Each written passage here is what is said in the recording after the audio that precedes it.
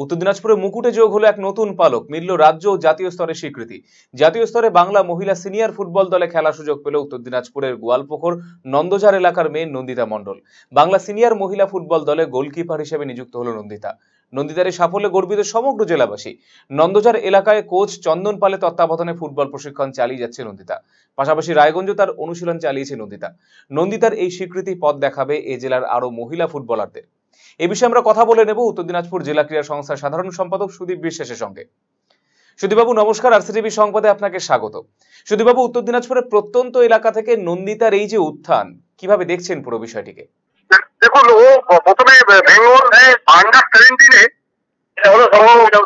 সুযোগ পেয়েছিল। Bengal under 17 team থেকেই ও রাস্তা ধারাবাহিকভাবে ভালো পারফরমেন্স করে।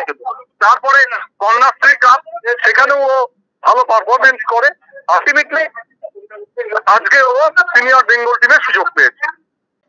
সুদীপবাবু, আরো একটি বিষয় জানতে চাইবো, নন্দিতার অনুশীলন কিভাবে চলেছিল? জেলা ক্রীড়া সংস্থা হিসেবে আপনাদের প্রতিক্রিয়া যদি বলেন।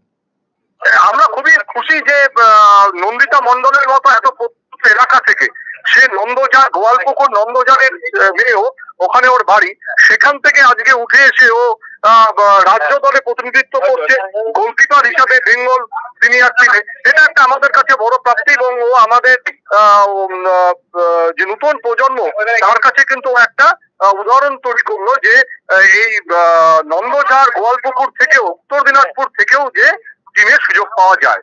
এর জন্য আমরা খুব গর্বিত এবং খুশি। সুদীপবাবু, এবারে যে বিষয়টা জানতে চাইবো, নন্দিতার এই যে উত্তরণ জেলার অন্যান্য মহিলা ফুটবলারদেরকে কিভাবে পথ দেখাবে?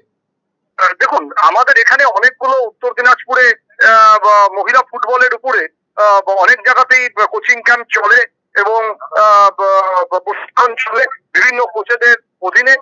তার মধ্যে নন্দিতার যে কোচ আছে চন্দন পাল, নন্দঝাড়ে সে ধারাবাহিকভাবে কোচিং ক্যাম্প চালাচ্ছে। তারপর আমাদের রায়গঞ্জের হাতিয়া স্কুলেও মহিলা ফুটবলের কোচিং ক্যাম্প চলে। তো এই যে মহিলা ফুটবলের যে বিভিন্ন জায়গায় কোচিং ক্যাম্প চলে, সেখান থেকে যে আজকে মেয়েরা এই সমস্ত কোচিং ক্যাম্প থেকেও এবং উত্তর দিনাজপুরের মতো একটা রিমোট জেলা থেকেও যে উঠে আসা যায়, কোচেরাও মোটিভেট করতে পারবে তার নতুন শিক্ষার্থীদের, সেই সঙ্গে আমরাও মোটিভেট করতে পারবো যে মহিলা ফুটবল খেলেও কিন্তু আজকে একটা জায়গায় পৌঁছানো যায়।